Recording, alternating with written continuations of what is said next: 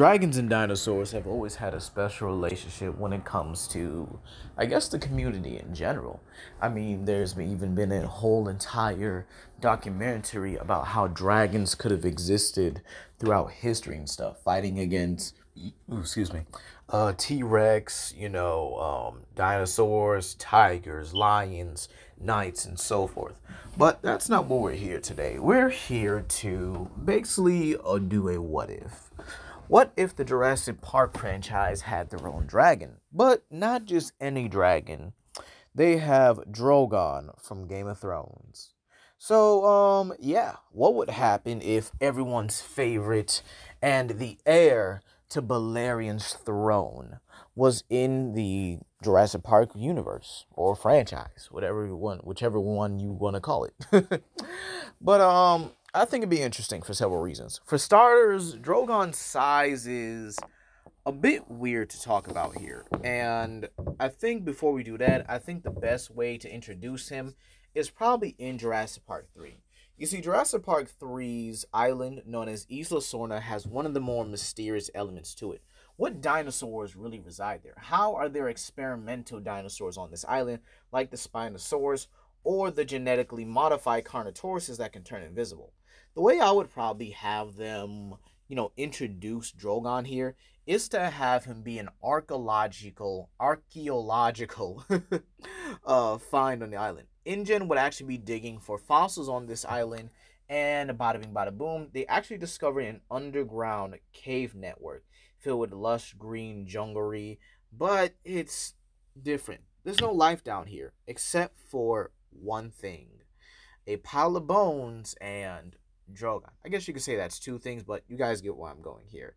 And I think Drogon would pretty much be the reason the island just goes into haywire. There's a fallout. There's barely any survivors on this island, meaning that there would actually be people on this island when Jurassic Park 3 comes around, and they would have been surviving here, avoiding Drogon and the various predators for years here. Now, again, they would probably find a way to, I guess you say, contact for help here, and this is where I guess that would kind of the story would take place, where Alan Grant and Amanda Kirby and stuff like that, the Kirbys, Billy, and so forth, yes, they go to retrieve their son, but they also pick up an SOS signal on this island, which is very weird here. Now, when it comes to Drogon's size, it's very interesting. He's supposed to be 164 feet tall, which I don't know if that really works here, because he just doesn't seem that big on screen. Plus, it is CBR we're talking about here, and they're not too trustworthy with everything. I mean, 164 feet for Drogon puts him in the same range, or if not close enough to Zilla's height. And the only one I really think is even close to that height would probably be Vhagar and Balerion. I mean, those seem like they are the closest ones to, something that big here.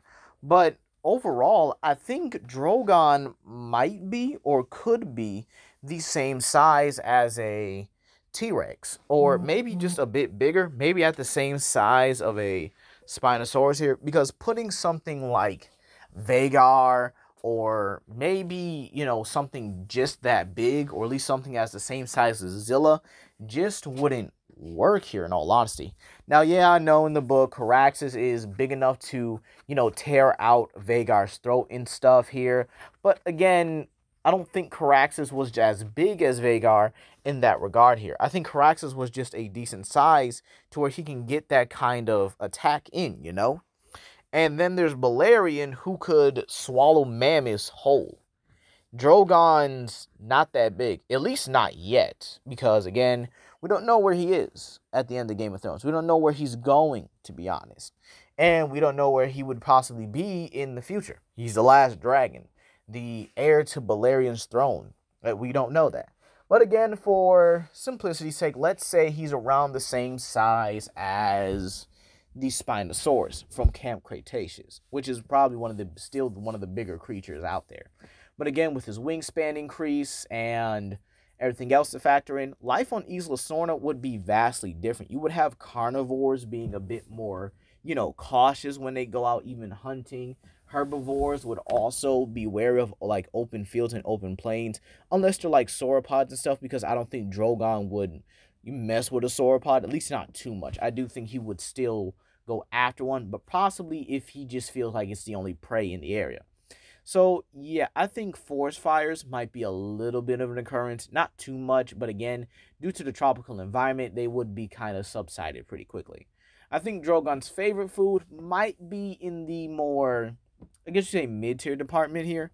He could prey on parasaurs, carnotauruses, raptors, since raptors are pretty plentiful on the island. Then you also have to note this. He has access to both sides of the island, both Site A and Site B. So where he is and where he has his territories is going to be very unpredictable for both movies here.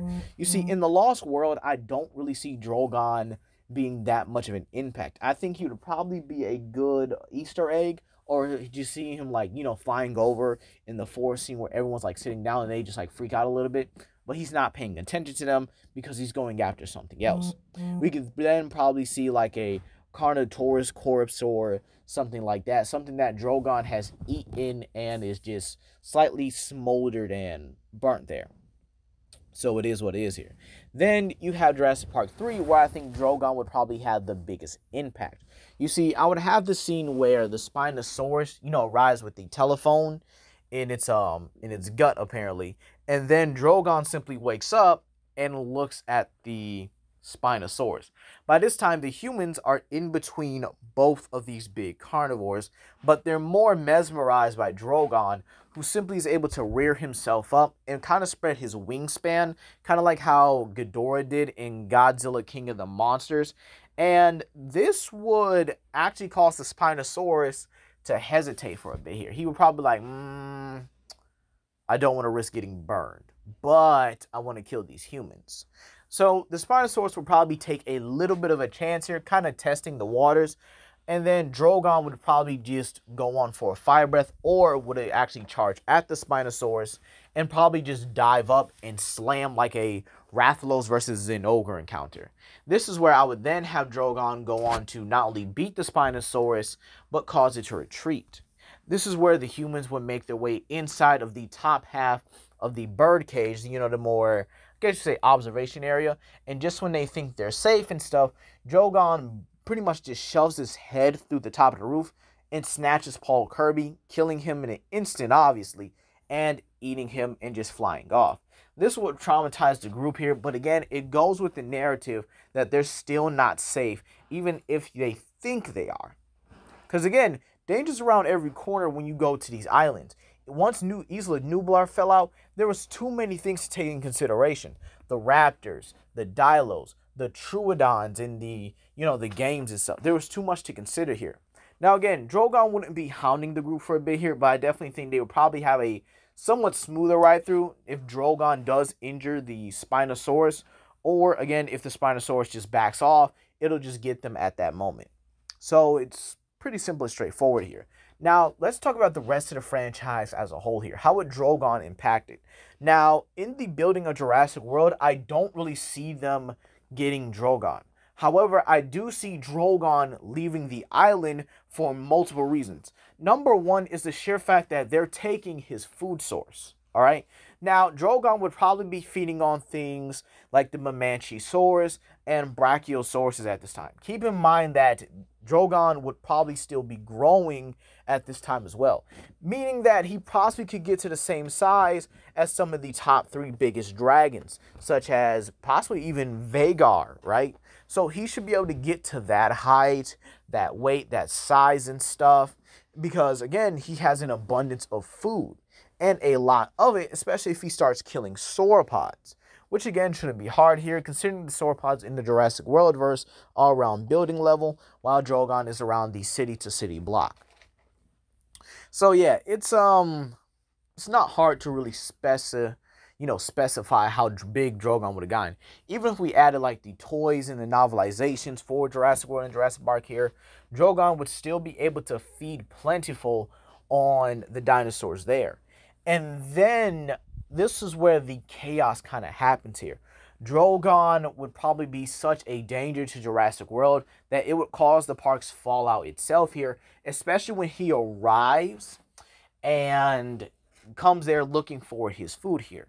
Having a new abundance of food source and stuff, Drogon would definitely do his best to pretty much eat everything.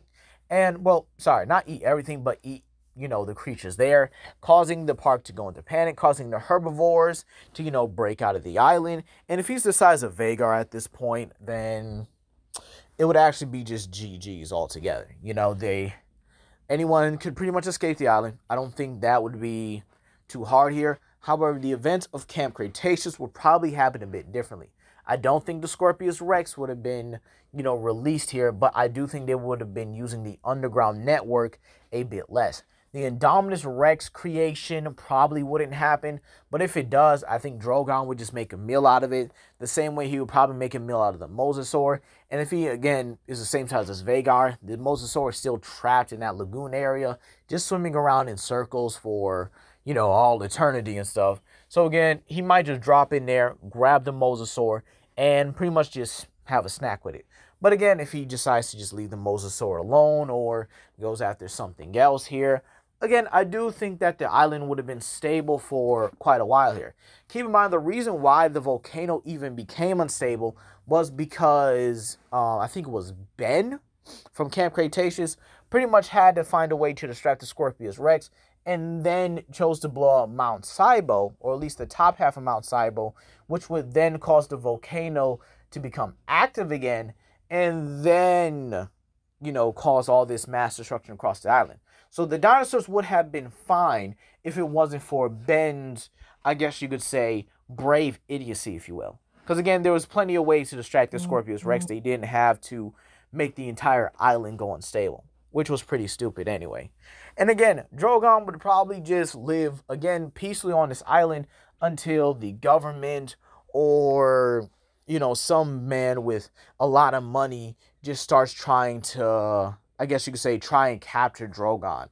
And again, he's just as big as Vhagar at this point, possibly just going back and forth between Sorna and Nublar. And again, if it gets to that point, he should be around California as well. And this would probably cause a lot of havoc and chaos. But eventually, I do think some of the events would happen. People will go to the island to capture creatures and then start selling them. This then causes Biosyn to start mass producing these different creatures and reverse engineering most of the other creatures after they, had Dr. Wu and stuff in there. And just overall, it's just going to cause a lot more problems for everyone else in the future. But overall, if Drogon was in the verse as a whole and we give him the same mechanics as, him being able to grow because he has a large amount of food and stuff there, which is probably how Balerion, Vhagar, and the rest of the dragons got so big at that time. I think because of the abundance of food in there, and plus, again, sauropods. I mean, it's pretty simple here. Not a lot of carnivores were really targeting sauropods all like that, unlike the Indominus Rex, and I think the Spinosaurus as well was confirmed to be an island extinction event. So yeah, I think because of those factors alone, I think it's very safe to say here that if Drogon was in the verse and he got to grow as big as he needed to, or as big as the amount of food he had, I think it's very safe to say he would turn this verse upside down. But hey, that's going to be all today, you guys. Please comment down below, like and subscribe, and share with your friends. This is Legendary Grimlock, and I hope y'all have a blessed day. Peace.